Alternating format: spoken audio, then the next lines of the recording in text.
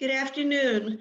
My name is Linda Levy, and I'm the director of JDC's Global Archives. I'm pleased to welcome you today to our webinar. We're thrilled that so many of you have joined us, and we have people from 21 countries across the globe, especially from Central and Eastern Europe, but from 21 different countries. I want to give a special welcome to those who played roles in Sarajevo during the 1992-93 war. A little bit about the JDC archives. We hold the records of JDC since its creation about 105 years ago. Visiting scholars from around the world, as well as publishers, journalists, family researchers, curators, filmmakers, and others use our collections for their research. We also offer fellowships to scholars to conduct research in the JDC archives. Today, we are delighted to present a special JDC Archives historical webinar on the topic, Jewish Resilience and Resourcefulness During the War in Bosnia-Herzegovina, 1992 to 1995. As war broke out in Sarajevo in April 1992, the small Jewish community there found itself in a strange position. Trusted at home by all sides to the conflict, and connected internationally for years with the Joint, the local Jewish leadership moved quickly into action, recruiting volunteers of all faiths, setting up humanitarian aid, and organizing evacuations. At the very center of these efforts was the community president, Ivan, or Ivica Čerešnješ, coordinating supply efforts and assuring housing and care for the evacuees from the outside was JDC country director Yechiel Bar-Chaim. Together, they will tell their stories in this very special program. We will begin with a screening of a short documentary film clip from the JDC archives featuring the story of a life-saving JDC rescue convoy during the siege of Sarajevo, when 350 Jews, Christians, and Muslims were evacuated to safe haven in November 1992. Following the clip, we will have the presentations by our two speakers. The program will conclude with 15 minutes of Q&A. Please note that your microphones are turned off and we will take questions through the Q&A function. You can send us questions at any time during the lecture. The video clip Convoy from Sarajevo will now screen.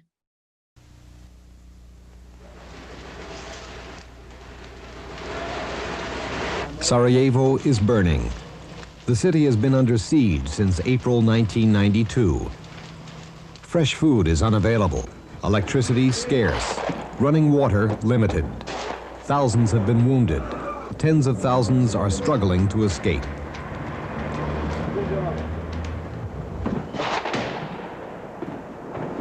Five centuries ago, Jews arrived here from Spain, escaping the Inquisition. Before the Holocaust, they numbered 15,000. Now, the final remnant is once again in the eye of the storm.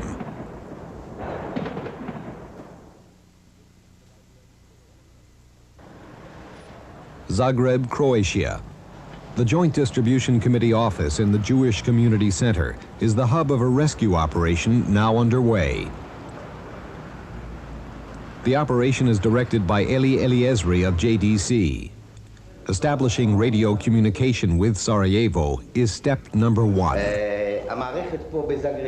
We've completed all the necessary preparations, he says, for flying in communications gear, medicines, and food, and of course, to fly out the people. This is a delicate and complex operation. JDC staffers Veron and Eli must take a UN flight to bring the vital communications equipment to the besieged city. Buses brought here to rescue people now traverse some 200 miles of the most beautiful countryside on Earth. Countryside now transformed into a brutal and unpredictable battleground. The rescue convoy will have to cross more than 30 checkpoints manned by rival militias. 12 miles from Sarajevo, out of the range of fire, A JDC convoy is being loaded with food and medicine, a vital lifeline for the people of Sarajevo.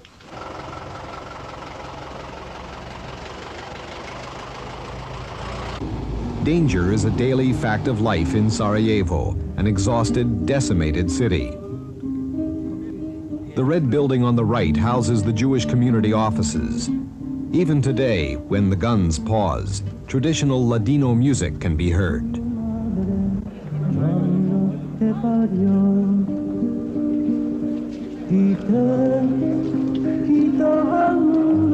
Quietly and patiently, they are waiting.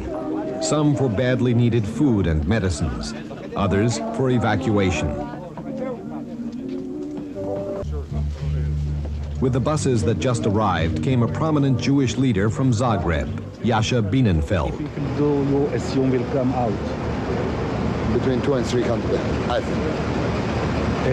Did the convoy bring also some food to non-Jews here? For me, personally, everybody is hungry the same way. No Jews or non-Jews. Everybody who is our friend, was our friend before the war, have to be our friend in the war. Fear, anxiety, and concern are the dominant emotions here. A Red Cross convoy that tried to evacuate people a few days ago turned back when a shell hit the leading vehicle. Despite the dangers, some Jewish community leaders decide to remain behind to help remaining Jews still waiting for permission to leave. Amen. After hours of waiting, with hopes diminishing, the convoy is at last permitted to begin its treacherous journey.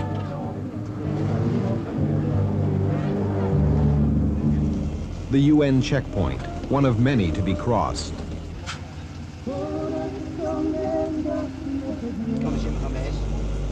Is it a happy day or a sad day?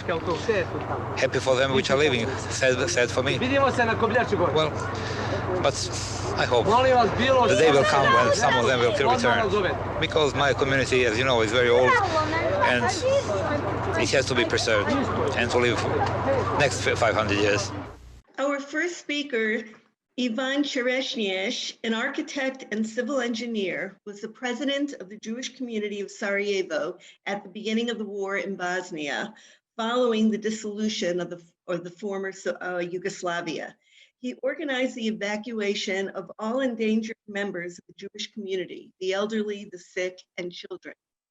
In addition, he welcomed many other citizens of Sarajevo into the escape convoys, enabling over 3,000 people to get out of the bombed city. He also organized convoys that brought desperately needed food, medicine, and clothing into the besieged city and established a small medical clinic in the Jewish community. Ivan Čerešnješ was bestowed with the Chevalier de l'Ordre de la Légion d'honneur of the French Republic in 1994 for his actions during the war in Bosnia. We will now watch Ivica's pre-recorded talk, and he is here for Q&A after.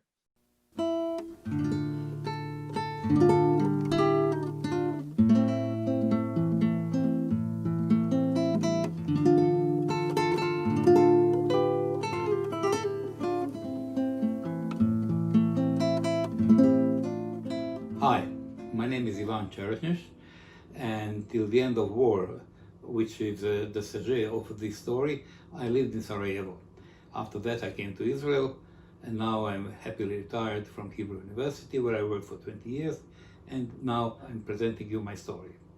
Hineni, I'm ready, my Lord. Hineni, Hebrew for here I am, is the word Abraham used to respond to God when called to sacrifice Isaac. And for me, it was a call to prepare my community to pack and leave its half-a-millennium homeland. And I did say Hineni, but refused to uproot ourselves despite the many calls to do it, and this is the beginning of our story. Is it the irony, the real explanation of the unique story of how a small Jewish diaspora community in Sarajevo engaged itself in an experiment of survival of Jews, Catholics, Muslims, and Orthodox Christians throughout still unnamed war in Bosnia that marked the end of 20th century. Maybe it is, since the picture of an average Jew, and especially the Jew endangered by the conventional circumstances Jews were living in for the last 2 millennia, is of an underdog, the well-accepted victim of behavioral irregularities in xenophobic attitudes of Christian West and Islamic East. Or maybe the birthright of a minority people is exactly that, to serve as a lightning rod for the frustrations of unfulfilled nationalistic aspirations and supposedly wrong place in the distribution of historical merits in the breakdown of society. But still, here we have a small diaspora Jewish community that stubbornly refused to accept the stereotypic Jewish role and vanish in the wild pool of a nationalistic savagery. Even more, we dare to challenge the history and to influence her, refusing to be a victim, but creating something very new in the modern European history, the feeling that Jews are those who could be addressed for help, due to the simple fact that at the doors of the Jewish community in Sarajevo, unlike the other communities and organizations, nobody was asked about their nationality, but only about the need that brought him to the Jewish doorsteps. And all of that in the war on Sarajevo and Bosnia and Yugoslavia, where after 45 years of peace and progress and such an ethnic melange, it appeared almost impossible to separate one ethnic group from another, where ethnic mixing was a norm, not an exception.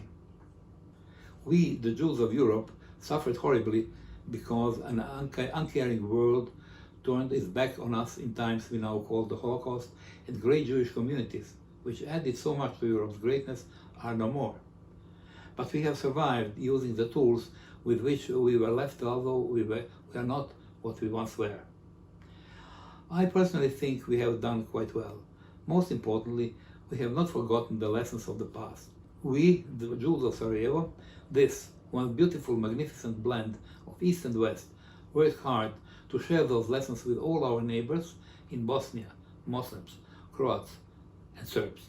We Jews knew somehow by instinct how to prepare for the worst, and at the same time how to maintain our dignity, and we learned by trial by fire what to do. With that frame of mind, we did our work with 60 volunteers, less than half of who were Jews, as we gave our food, medicine, clothing, and even run a radio and postal service. Jews came into Bosnia, invited by the Ottoman Sultans, and made their way inland north some 500 years ago. And since then, we have shared the fate of all our neighbors through our war and peace, good times and bad. And except for the period of Europe's blackest night, we really never knew the kind of anti-Semitism that existed in Northern and Western, Eastern and Southern Europe. Now, in these horrible times, when our brothers and sisters, relatives and friends were exterminating each other, we have been working especially hard to keep our doors open to everyone, to provide sanctuary, help and friendship. During the war, the community premises became a miniature version of what Sarajevo had been before the war, and the Jewish neighborhood came to include the entire city in this haven inside the Jewish community premises.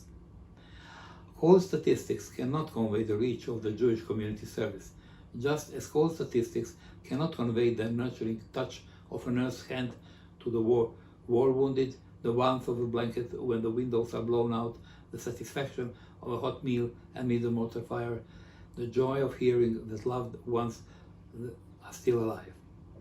But here are the statistics anyway.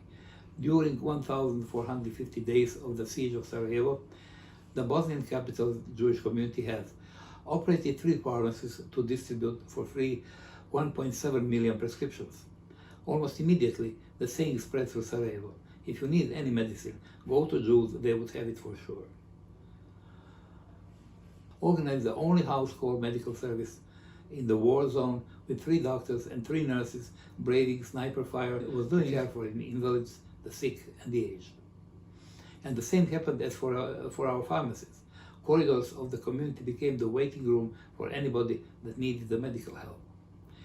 Distributed hundreds of tons of food, blankets, clothes, and the weatherproofing material brought to the city by countless Jewish operated convoys through 38 checkpoints amidst various armies, militias, and irregulars. And the distribution went for anybody that was in need. Opened a daily soup kitchen that has served 120,000 hot meals. Created a private postal service to carry 100,000 letters in and out of the blockade, and this deserves a special mentioning. One day, when the bombardment of the city was especially heavy, a guy appeared in my office. I asked, what can I do for him? And he answered, I have read what your community has doing, and I came to help you. Thank you, but how you could help us? And he said, I'm Swedish, my name is Ingemar Lindgren, and I'm willing to do whatever you wish me to do. So what is your profession, dear Ingemar Lindgren from Sweden? I asked him, and he said that he is the teacher of violin. The teacher of violin was the last thing I needed in those terrible times, but I didn't know how to refuse him politely when I noticed the blue card of UNHCR hanging around his neck, the card that enables the carrier to use humanitarian flights to and out of Sarajevo. And the idea came immediately. We were smuggling our post to and from Sarajevo with great difficulties, since UNHCR and Serbs besieging Sarajevo did not allow any postal communication. The official explanation was that if Sarajevans and us are sending documents out from the siege, we are enabling the ethnic cleansing, and if people from outside the world are sending money to their friends and relatives, it supports the black market in the besieged city, as much about the humanitarian role of United Nations. So I told my new volunteer, Ingmar, you will be my mailman, especially that a detachment of Swedish army was in charge of control of passengers through the airport, and you are Swedish yourself. He accepted immediately, and it was the beginning of one of our most human actions, remembered and mentioned all around the world. He was very capable, and his Swedish compatriots never doubted about the purpose of his frequent flying to and from Sarajevo. Allowed each of the city's ethnic groups to use a one-way radio provided by JDC. The calls go both ways to Zagreb, Croatia, and Belgrade, Serbia, for 10,000 shortwave connections to families spread throughout the outside world. The convoys. The Jewish community has organized a series of 11 evacuations, 3 by air early in the war and 8 by overland routes after the airport was closed to civilians. Those operations were the cooperative project of Sarajevo Jewish Community's humanitarian organization, 100 years old and revived La Benevolencia, and the American Jewish Joint Distribution Committee, a global rescue and relief organization. Through those efforts, about 3,000 Sarajevo residents were ferried out of Bosnia's killing fields, and only 1/3 were Jewish, but all of them carried to places safe from sniper fire and away from the artillery, places where heat is in the winter and running water all day are not considered the minor miracles, reached their destination safely, spreading the word of how Jewish community, with help of JDC and other Jewish humanitarian organizations, came to the aid of his city. And the rest is history.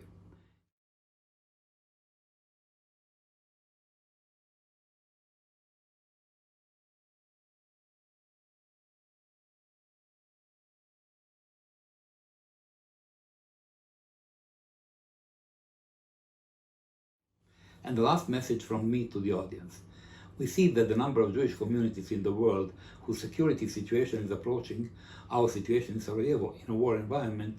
So I would like those who are responsible for their existence and survival not to allow my past to become their future. Thank you.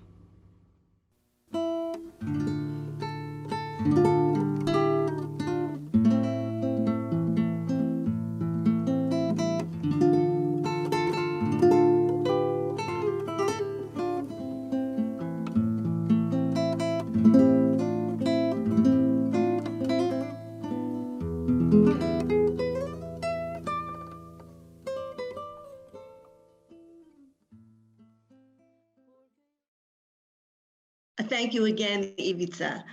Our second speaker today is Yechiel Bar-Chaim, a friend and JDC colleague.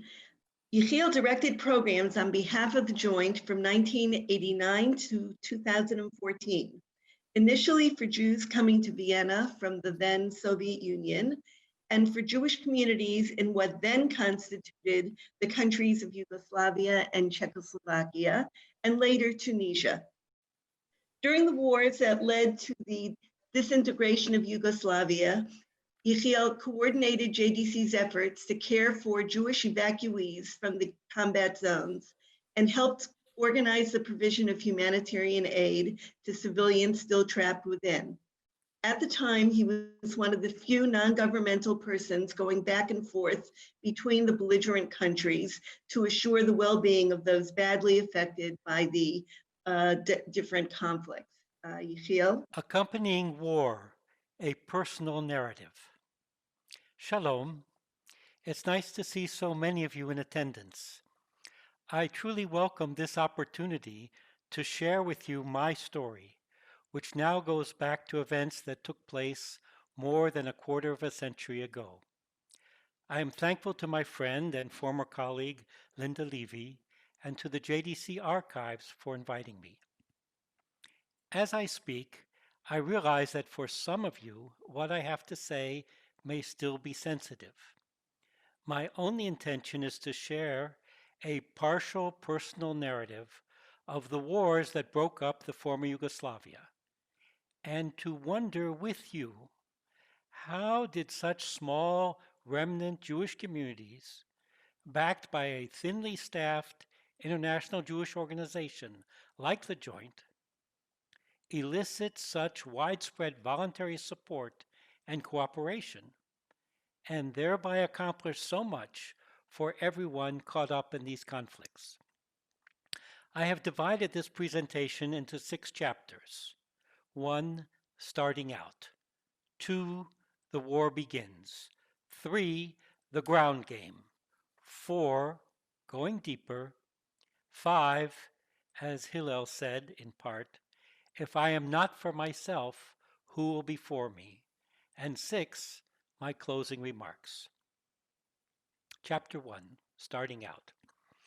In November 1989, the Joint asked me to serve as country director for what was at the time still called the Socialist Federal Republic of Yugoslavia.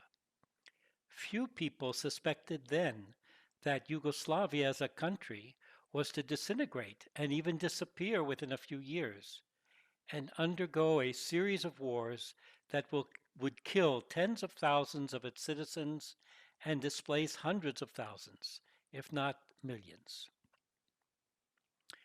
Jews are everywhere, the popular saying goes, and that was certainly true in the former Yugoslavia. In 1989, throughout a country with more than 23 million inhabitants, however, only about 6,000 individuals identified themselves publicly as Jews.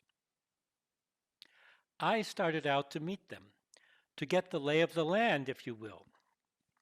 At first, I visited Jews in the capital cities of the main constituent republics, Belgrade for Serbia, Zagreb for Croatia, Sarajevo in Bosnia-Herzegovina, Skopje in what is now called Northern Macedonia, and Ljubljana in Slovenia.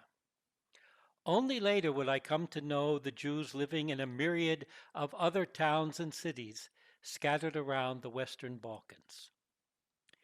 These Jewish communities were as diverse as the country of Yugoslavia itself. Some, like Sarajevo and Skopje, were essentially Sephardic in nature. Their forebearers had come to the region, then ruled by the Ottoman Empire, after being expelled from Spain in 1492 and from Portugal a few years later. Other communities, such as Novi Sad and Zagreb, were clearly Ashkenazi in origin. The Jewish families living there had mostly migrated from other parts of what was then the Austro-Hungarian Empire. When I began to work in these various settings, such differences turned out to be much more important than first meets the eye. A number of these communities were led by those who had emerged from the concentration camps of World War II. Others were headed by a fairly well-educated middle generation that had achieved personal success and status in Tito's Yugoslavia. Around the edges were also Jewish political and cultural dissidents who came forward at a time when centralized one-party rule was beginning to be challenged. And almost no community, I learned, was spared the pain of internal conflict and personal rivalries. By giving help over the previous decades, the Joint had helped to nurture and sustain these small Jewish communities throughout the country. That included establishing a Jewish old age home in Zagreb and an all-Yugoslav Jewish summer camp on the Adriatic coast, both of which would soon be used for unanticipated purposes. We did not know this at the time, but the strength and resilience of these communities and their infrastructure would soon be tested by war. For me to succeed in such a complex and conflicted environment, I had to find a way to cooperate with just about everyone, and to do so under all circumstances. But when I began, I had no idea that these relationships would soon be subjected to the pressures that civil strife and open warfare would bring. Pressures that would also strain the ties between the Jewish community themselves, located as they were on different sides of the various conflicts. Wars call into question what we think we know about ourselves and about others. To my mind, there is no greater test of personal or national character than the way we behave in a crisis. Or, as the late Sean Connery, alias James Bond, put it, there is nothing like a challenge to bring out the best in man. Chapter 2, The War Begins. Before the conflict started in Bosnia-Herzegovina, I had heard the eminent Hebrew University professor, Shlomo Avineri, tell all who were ready to listen that it was on its way.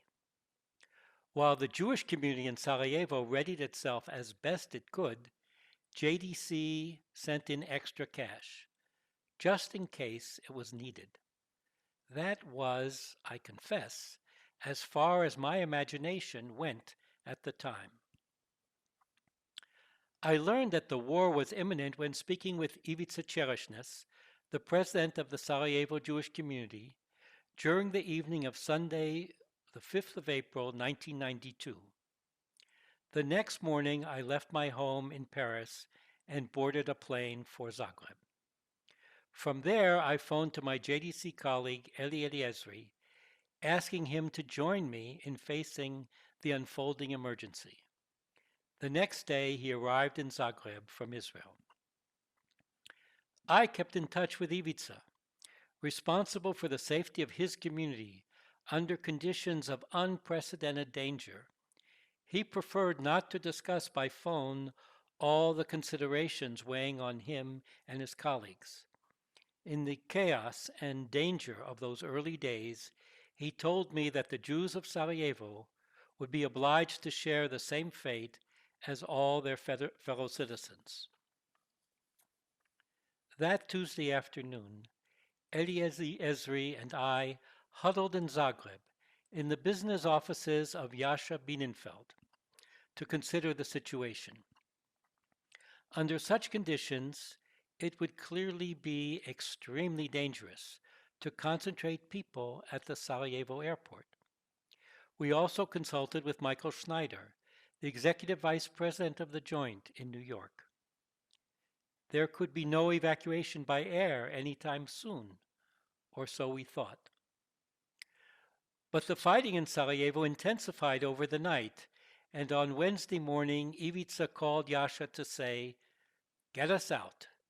By us, he meant the most vulnerable members of the community. Eli, who was a specialist in such matters, went into high gear. Somehow, he and Jascha arranged for a Yugoslav plane, then stuck at the Sarajevo airport, to fly the most endangered Jews to Belgrade the next morning. But that evening, the pilot panicked and fled with his empty airplane. As strange and even surreal as it may seem, Eli and Yasha, undaunted, and with the crucial help of Atza Singer, head of the Federation of Jewish Communities in Belgrade, proceeded to actually rent a plane, its pilot, and a crew from the JNA, the Yugoslav National Air Force, at a cost of $17,000. So on the morning of Friday, April 10th, at a time when the Yugoslav army was actually attacking Sarajevo, the first evacuation of the innocents from that city took place using a plane supplied by that very same army. According to Ivica, the specially chartered plane was at first stormed at the airport by the families of Serbian army officers trying to escape Sarajevo. When he protested, Ivica found himself threatened at gunpoint by the pilot and co-pilot. Fortunately, a friend, Gus Kontouris of the International Rescue Committee, interposed himself to prevent any bloodshed. Ivica tells me that he then promised over the phone to the general in Belgrade in charge of the plane to provide severely negative international publicity from the TV crews assembled at the airport, unless additional planes were sent. Perhaps there were other interventions as well. In any event, 2 more planes came and took out all the most vulnerable Jews, their families, and even their friends, who were also waiting at the Sarajevo airport. Meanwhile, I went to Belgrade to be there when the evacuees arrived, while Brane Popovic, then president of the community, made arrangements for them to be received in local hotels. Later, when the inflow of other refugees led to higher prices in Belgrade, our people were moved to Hotel Tamish in nearby Pančevo. I assured everyone JDC would cover all the expenses. Afterwards, in a campaign they called Haggadah Bet, the Second Exodus, the Jewish community of Sarajevo, in cooperation with the Joint, organized 2 more air evacuations from Sarajevo to Belgrade, one on April 17th and the second on May 2nd, just before the airport was closed down by the fighting. The long siege of Sarajevo, which was to last 1,425 days, began. Chapter 3, The Ground Game. Then a second fateful event occurred. In September 1992, Ivica Čerešnješ and Jaki Finci, the head of La Benevolencia, the humanitarian aid arm of the community, who is pictured here, managed to get out of Sarajevo to attend the festive reopening of the Zagreb Jewish community, which had been newly renovated after being damaged by 2 bombings in 1991. There they met with the president of the Joint, Mrs. Sylvia Hassenfeld, Michael Schneider, Eli Eliezri, and myself. Ivica and Jaki brought with them a striking message. As Jews, we are trusted by all sides in Sarajevo. Even though we are fewer than 1,000 Jews in a city of 340,000 people, if you help us, we can distribute humanitarian aid to all who need it in our city under siege. Mrs. Hassenfeld and Michael Schneider immediately promised that JDC would provide whatever help was required. From this point on, one can distinguish 5 different vectors of activity. 1. Taking Jews and others out of Sarajevo to safety by bus. 2. Caring for the Jewish evacuees. 3. Coordinating an international network of organizations and individuals providing humanitarian aid. 4. Distributing that humanitarian aid to all those in need, regardless of their ethnic or religious affiliation. And 5. providing many other essential goods and services in Sarajevo without charge. 1. Taking people from Sarajevo to safety by bus meant organizing bus convoys to evacuate Bosnian Jews, Muslims, Serbs, and Croats from Sarajevo to the Dalmatian coast in Croatia. In this way, a total of 2,835 persons were rescued, including 1,001 members of the Jewish community. These departures could take place, however, only if two conditions were met. A, negotiating beforehand with all four sides, the Bosniak government, the Serb and Croat forces, and the UN, a temporary halt, a ceasefire, if you will, in the war, that would then allow the Jewish convoys to leave Sarajevo and pass safely through dozens of checkpoints set up by the opposing armies and militias all along the way to safety in Croatia. Such negotiations were also necessary for trucks with food and other humanitarian aid to arrive safely in Sarajevo. Readily promised in return, La Benevolencia would help people of every national, ethnic, and religious group. B, abiding by a special agreement concluded between JDC and the Croatian government to permit the persons we would take out of Sarajevo to enter Croatia on the promise that none of them would become a burden on the Croatian state. Such an accord was necessary because Croatia had officially closed the border with Bosnia-Herzegovina early in the war. In practice, that meant bringing out, in addition to the Jews, Bosnian Croats and Muslims under special circumstances. In the beginning, at least, all such persons had to be equipped by the Sarajevo community with Jewish papers, their names temporarily changed to Danon or Finci or Atias. These papers were returned on safe arrival in Croatia because all non-Jews had given assurances to the community that once in Croatia, they had ways of looking after themselves. Now, you may be asking yourself, how does one negotiate such an exceptional agreement so directly and so promptly in the middle of a war? Please, do not imagine long and difficult meetings marked by careful deliberations, the application of various political pressures, and detailed discussions concerning the ways and means of implementation. Just between us, Jascha used to play tennis with the president of Croatia, Franjo Tuđman, and he was best friends with the Minister of Defense and the Minister of Interior. It's a small country. Do I need to say more? 2. Caring for the Jewish evacuees brought out in these convoys. First, at the Jewish summer camp site located in Pirovac, north of Split, and then at hotels in a Dalmatian resort town further south called Makarska. Making sure that those we had rescued were looked after, whether in Pančevo near Belgrade or somewhere along the Dalmatian coast, was one of my primary responsibilities.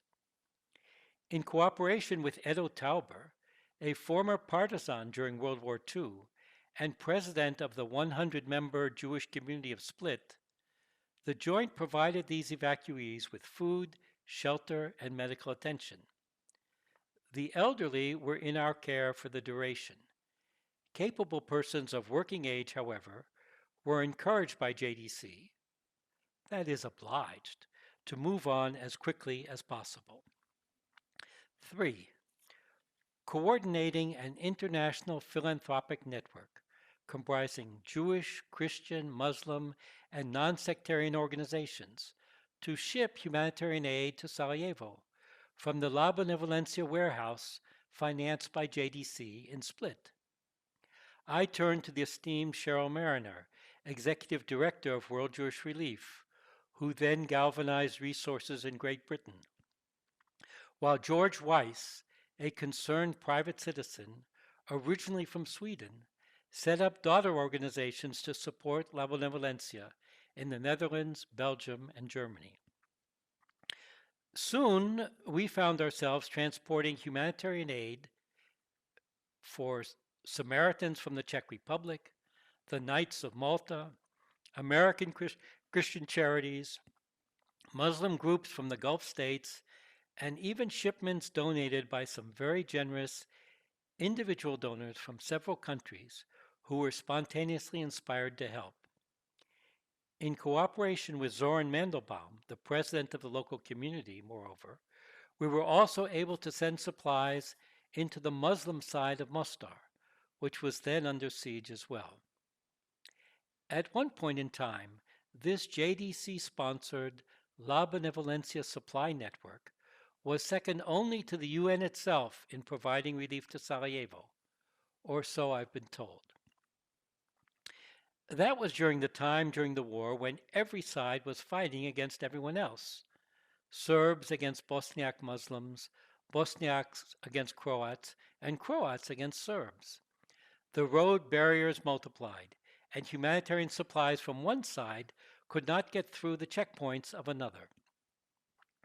Key to our unusual success in this situation was a brand new white truck with a giant blue menorah painted on the side that La Benevolencia had obtained from other donors. Our man on the ground was Vinko Birkic, a Bosnian Croat engineer, who told me the following story.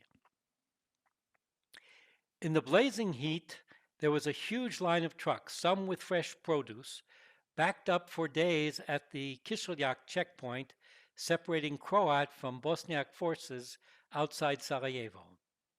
All the vehicles were pulled over to the side of the road, waiting with their rotting cargoes and their exhausted drivers. Suddenly, the white truck of La Benevolencia reached the checkpoint, and it simply sailed through. Vinko, I asked, we know what people in this part of the world think of Jews. They always get to the front of the line. They have secret powers and enjoy some mysterious favoritism, perhaps for nefarious reasons. How did the other drivers suffering there in the heat react when the La Benevolencia truck went through the checkpoint? They cheered, he told me. 4. Distributing humanitarian aid, including medications, in Sarajevo to all those in need, regardless of ethnic, religious, or national affiliation, by a multi-ethnic team of volunteers organized by La Benevolencia. During lulls in the fighting, the volunteers even delivered these goods door to door when necessary, especially to the frail and elderly. Precisely because this humanitarian assistance benefited everyone, La Benevolencia ended up serving a wide range of international NGOs far beyond what we could possibly anticipate. 5. In addition, the Sarajevo Jewish community and La Benevolencia provided many other services: 3 free pharmacies, a soup kitchen, and communication with the outside world through the use of 3 radio telephones installed in the Jewish communities of Sarajevo, Zagreb, and later Belgrade. And as you have heard, the community also set up a regular mail service connecting the residents of Sarajevo to the outside world. Although all of the previously known Jewish children were sent out by air and land in the first evacuations, others soon began to show up at the community. So in the fall of 1992, Mrs. Sonia Lazar opened a kind of Jewish Sunday school, which took place on Saturday, the Jewish Sabbath, of course. The children came for 2 to 3 hours to play games, sing, draw, and prepare theatrical performances for the Jewish holidays. Snacks were also on hand, something definitely appreciated in those wartime conditions. Soon the participants began to ask if their best friends could also attend. So the program ended up, as Yechiel Finzi told me later, with 15 Jewish children and 15 best friends. Several other noteworthy actions during the war should also be mentioned. 24 Jewish elderly from Bosnia-Herzegovina were accepted as residents into the Lavoslav Schwarz old age home in Zagreb, while in addition the basement of the home served as a temporary dormitory for other Jews in transit. Thanks to the connections of Edo Tauber, the public old age home in Split also agreed to welcome Jewish residents from Bosnia as well. Lenka Bilalajic, a talented and creative woman from Sarajevo of working age, had no place to go. And I have a weakness for social entrepreneurship. So Lenka stayed under JDC auspices to teach the elderly evacuees staying at Hotel Meteor in Makarska just how to crochet kippot, yarmulkes. The workers earned pocket money while JDC and World Jewish Relief were engaged to sell them. One of my strongest memories from this time goes back to early February 1994, when the last bus convoy traveled from the Jewish community of Sarajevo to Makarska. This convoy, carrying nearly 300 people and bringing a Bosnian Muslim righteous Gentile, Mrs. Zena Bahardaga, to safety on her way to Israel, was greeted by the JDC president, Ambassador Milton Wolff, as you can see in this photo. Documenting the convoy and many other humanitarian activities during the war was the noted photographer Ed Sirota, who has generously allowed us to show some of his photos in this presentation. Once everyone else had moved on, I addressed a room full of the Jews who had arrived after this grueling voyage. They were tired and emaciated, and clearly their ability to show any emotion whatsoever had been seriously impaired by living for years under siege and bombardment. Sensing, in my own mind at least, the historic significance of the moment, I told them that they needn't be afraid anymore. The joint would assure their well-being and safety from now on. Afterwards, however, I had to retreat, overcome with emotion. Chapter 4, Going Deeper.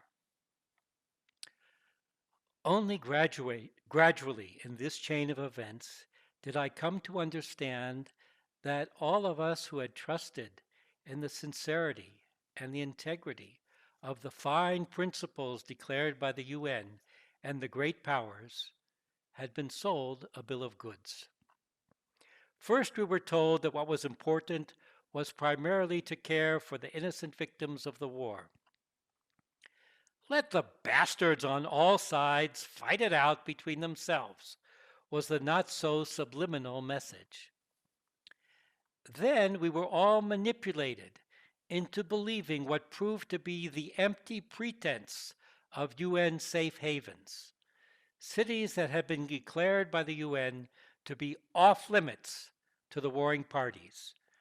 No attacks on these cities and no military operations originating from them were to be allowed. Alas, we know what happened afterwards. It is claimed that the UN failed on both counts. Serb spokesmen, for example, speak of Bosniak military forays coming out from the safe haven of Srebrenica to attack enemy positions and returning there to safety.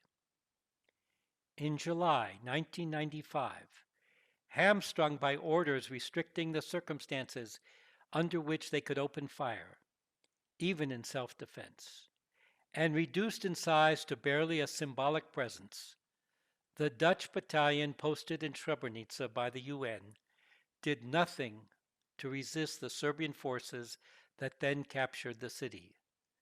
The killing of as many as 8,000 young Bosnian Muslim men ensued. After the massacre, La Benevolencia sent a truckload of humanitarian supplies from Split to Tuzla to help the Bosnian refugees who had come there from Srebrenica on foot. Later on, I accompanied a shipment of supplies sent from Belgrade to Banja Luka by the Federation of Jewish Communities to ease the plight of Croatian Serbs driven out of the Krajina region as the war drew to an end. When it came to their own war with Serbia over Kosovo, however, the powers that be ended up teaching us a much different lesson. To put it bluntly, if you want to stop the killing, you must vanquish the enemy. And to do so, you should use the most expeditious means available, no matter how horrific. Chapter 5. As Hillel famously said in part, "If I am not for myself, who will be for me?" And at least as important and infinitely more positive lesson to draw from these wars was to see the strength and effectiveness of worldwide Jewish cooperation and the power of communal solidarity to help Jews and others in danger. In this respect, I used to make a pyramid out of walnuts still in their shells and then pull one away to demonstrate how, if you touch a Jew in one place, then another Jew living in New York or Toronto or some other location for that matter immediately jumps in response. One Jewish man told me as he escaped from Sarajevo, "My wife and I were living a perfect life. We both had good jobs, 2 cars, and a country house in the mountains we would go to on the weekends. Suddenly the war came and we lost it all. Here we are fleeing for our lives with little more than our children and the clothes we could take with us. And then, just as suddenly and unexpectedly, you appear on behalf of the joint and say you are here to help us. This is not real life. This happens only in fairy tales." One young man from Sarajevo was descended from grandparents representing each of the different ethnic groups: Serb, Croat, Muslim, and Jewish. He didn't want to be called up to fight on behalf of either one side or another. So his Jewish grandmother, Etelka Sarachevich, told him, "Go to my people. They will help you." And that is what he did. And later, from his hiding place near Kislyak, he watched on television as his grandmother left Sarajevo for safety on a Jewish community JDC convoy. I met another man who remained for most of the war in Sarajevo, but whose family had found refuge with us on the outside. When it was all over, he expressed his newfound sense of solidarity in these words: "I was never much of a Jew before, but you've taken such good care of my wife and child while I was isolated in Sarajevo. From now on, I will be a Jew." And Jasna Levinger-Goy, who came out of Sarajevo on a Jewish convoy together with her very sick father, and who served as my interpreter for a while in Pirovac, has written, "In this war, the yellow Star of David has been replaced by the menorah. This symbol of Judaism now does not mean death, it means salvation." Chapter 6, my closing remarks. There is so much more I can tell you about those years. Their intensity still haunts me. In those days, I felt both the exhilarating responsibility and the daunting challenge of being mostly on my own. There was hardly any time to consult with others about what to do or to weigh any given decision for long.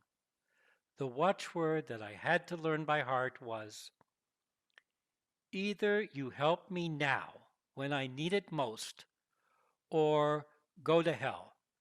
Don't waste my time. That sense of urgency has remained with me to this day, and I recommend it to you most highly. So that is my tale. Through accidents of fate, an American innocent finds himself in the middle of a bitter internecine war taking place in the bowels of Europe. Working together with small remnant Jewish communities, as well as with many other people too numerous to mention, coming from all faiths, backgrounds, and convictions, he helps to create a dynamic and yet constantly changing structure that saves lives and provides comfort, sans frontières. He comes to feel in his bones the frailty and vulnerability of all that we have and treasure, deriving enormous energy and confidence from the trust placed in him. He is obliged to realize, moreover, that ever so much depends on the wisdom and sensitivity of his own judgment. He knows that on behalf of the Joint and the many Jews of North America and around the world who support its activities, he has to be able to respond, often immediately, to any and every eventuality. In making this effort, he is simply overwhelmed by the unbounded, sometimes even unsolicited, strictly voluntary cooperation of friends and strangers alike. I want to close these remarks with the blessing voice by a very dear friend of Ivica's and mine, the late Iso Papo of Sarajevo, who also played his role in this stirring effort. As he was dying, Iso wished me a soft landing. That is my hope for all of you as well. Hvala lepo. Thank you very much. Thank you, Yechiel, and thank you, Ivica, for two fascinating and very, very moving talks. We're now going to open the floor for questions. I see we have a few coming in. We're going to begin with the question, what role did the state of Israel play in all that you described? It's not a question easy to answer because of that political situation. War around us, break down of Yugoslavia. We agreed with the state of Israel that they will not be involved directly, but they will help us through Sohnut, Jewish agency. So JDC would provide everything from Sarajevo, in Sarajevo, from Sarajevo to Zagreb and to Budapest. At Budapest, the role would overtaken by Sohnut, who would prepare people who want to go to Israel with papers, with everything, and then took them as new olim to Israel. I might add that undoubtedly Eli coordinated with the authorities in Israel the arrival of the Bosnian Muslim righteous Gentile, Mrs. Zainab Hardaka. In terms, as Ivica said, in terms of what happened inside Yugoslavia, the state of Israel played no role that I know of. Mm-hmm. Mm-hmm. Second question, at the dedication of the Holocaust Memorial Museum in Washington, Elie Wiesel spoke publicly directly to President Clinton. Citing the lessons from the Holocaust about the sins of being indifferent, he called for American intervention to halt the suffering being caused by the war. How did the memory and the awareness of the Holocaust affect your actions and the actions of others during the conflict? Well, I can't talk about the others, but I know that I was born in 1945 as the first and only child survivor of four survivors out of a huge family of 135 members who were killed in Holocaust. So I lived with Holocaust all my life. I knew every day from stories of my grandmother, from my grandfather, from my mother, names, places, who was who went where, and for many of them, the way how they perished. What I'm sad is that the generations who came after me, after us, I'm now an old man, don't care about Holocaust, don't consider it as something what we should live all our lives and to learn lessons from there. Because, you know, when the war was just announced, for me, it didn't start in 1992. It started in 1990. We felt it in the air. And that was the first association with what I should do to prevent that ugly word to repeat itself. I would like to say what was strange for me was the stories I heard from Serbs, Bosnian Muslims, and Croats who said, you know, we're being targeted because of who we are in this war. And we sort of feel like the Jews must have felt during the Holocaust. And this made a very strong impression on me. And I refer you to my remarks earlier about what Jasna Levinger-Goy mentioned, that suddenly the symbol of being Jewish, in this case the menorah, was a symbol of life and safety. Ivica, could you help us a little bit with the Jewish mathematics of the demographics of the Jewish community of Sarajevo? When the war began, how many Jews were there? How many came out on convoys? How many remained? And have any people returned? I knew that this question will come. I mentioned that we were a community of 1,400 members, registered members. So when the war came in our 11 evacuations, 1,000 people left. But in the same time, community started to grow, and almost 700 people joined us, came out from the closet. And this is Jewish mathematics, which people became aware when the gates of Soviet Union opened.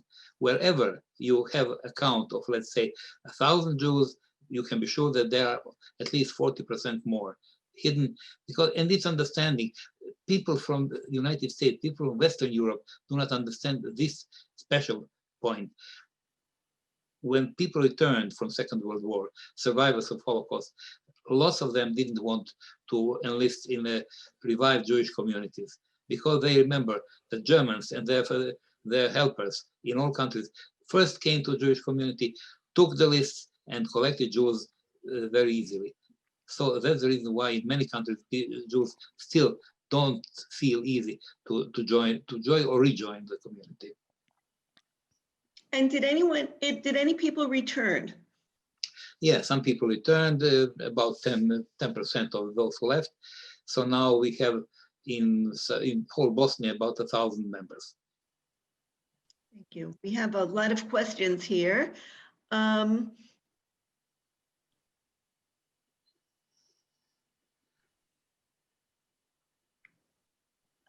Dear Ivica, this is from Drazen Petrovic. As you know, you literally saved my life, helping me to come out of Sarajevo. Have you ever regretted helping so many others while putting yourself in danger? The only thing I regret is that I couldn't do more and save more people. And thank you, Draža, for formulating the question in that way. What lessons do your efforts and experiences provide for other conflicts, whether in Armenia or Yemen or others yet to come? This is a question I can't answer. You know, if you ask me about the Jews of Armenia or Jews in, I don't know, Central African Republic, maybe I could figure some answer.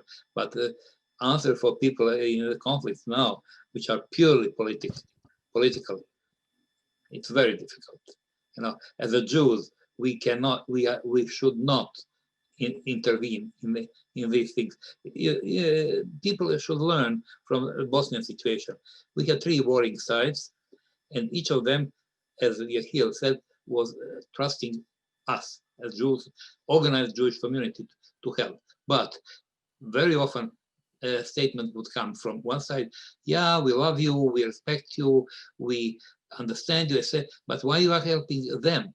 And pointing to other 2 sides, when we are the one who in last war suffered like you, and we should be treated as brothers, and so on and so on. So this is a very difficult question to answer. We have many comments from people who traveled to Sarajevo and want to thank Yechiel and want to thank the community. We have thanks from Jean Marks, from Georgia Kaufman, from Annie Sandler, from, let's see, not sure. We have a question here for, how does the Jewish community of Sarajevo look like today? The types of businesses, what kind of community events? Does the tourism industry exist to any extent? What is Jewish life like in Sarajevo today? Whom you are asking, Yechiel or me? I'm asking you. Well, since community is reduced in numbers, first of all, we expected that they will restart the post-war life with difficulties, but they didn't. They are firmed in these war efforts, and immediately they regrouped, reorganized, and life in community is more or less as it was before, with one addition, since now is this corona pandemic. I'm proud to say that community again organized itself to help members of the community and anyone else who needed the help. So, and the rest are normal activities in Jewish communities, Jewish life. Even the religious life is even stronger than it was before the war. Cultural activities are ongoing, and if you wouldn't know that this is community which is decimated, you wouldn't see any difference.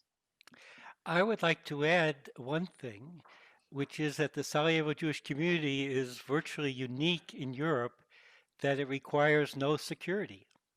You saw in Ivica's video the graffiti, Kikes Defend Sarajevo, which is actually an expression of appreciation. And the Iranian ambassador was a great friend of the Jewish community, coming for Hanukkah, and others came for Passover. No one can be sure that this will last, but this is a unique characteristic of the community today. We have a controversial question here, so I warn you of that before I ask it. Today, Jews in Sarajevo are discriminated against by the Bosnian constitution. Their property is being confiscated by a criminal and corrupt state. Should the Jews of Sarajevo finally pack and leave? 2 answers. First, Jews are not discriminated, not before the war, not during the war, not now. And taking away of the property of Jews who were killed in the war, who survived and were left Bosnia after the war on Aliyah, and everything was done in a couple of waves of nationalization, and all of that was performed 1941 by occupiers, Nazis, and domestic fascists, and the rest was done after the war between 48 and 52. After that, there was no taking away. Well, to be honest, because nothing left to be taken away. But in fact, there is no discrimination. There's a question here for Yechiel from Hilda Alter. You stated that you helped everyone that helped you. Wasn't there residual hatred directed to the Croats?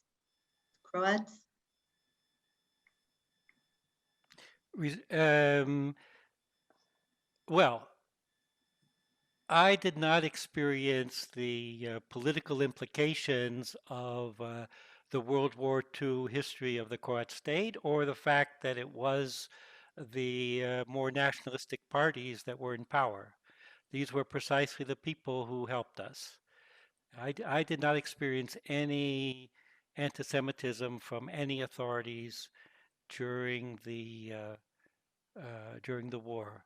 The only difficulty that I came up with, it's sort of a sideline, is that we had later a war in which NATO bombed Serbia, and I was still the country director.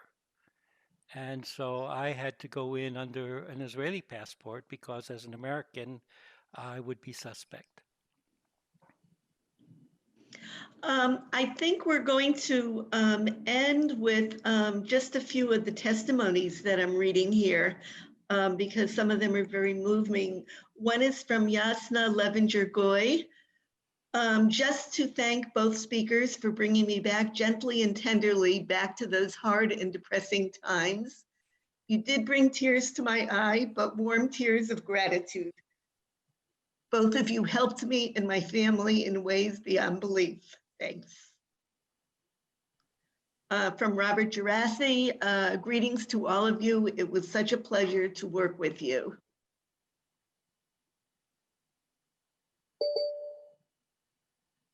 And thank you. Thank you again, Ivica and Yechiel. I hope you've all enjoyed our program today. Our next webinar will take place on December 3rd. We will screen 2 historic films produced by JDC, A Tale of Two Worlds from 1941 and A Day of Deliverance from 1949. Both of these films examine JDC's activities to assist displaced persons during and after the Holocaust. The invitations will be sent next week, and you'll be able to register for the program via our JDC Archives Facebook page. We hope that many of you will be able to join us. And we have a treat for the end. We've had a multimedia presentation here. We're going to end with a recording of a brief rendition of Adio Querida, the bittersweet Ladino love song that became the informal anthem of the Sarajevo Jewish community and the melody that accompanied us all the time.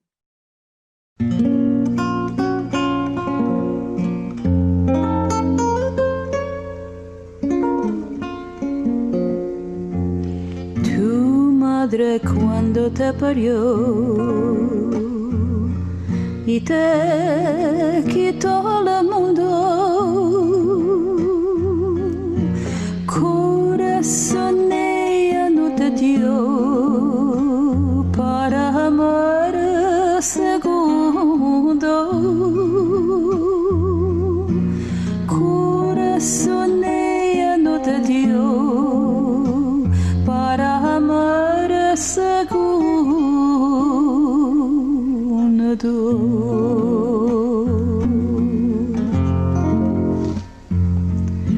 Adio, adio, querida, no veo la vida, me la marcaste tú.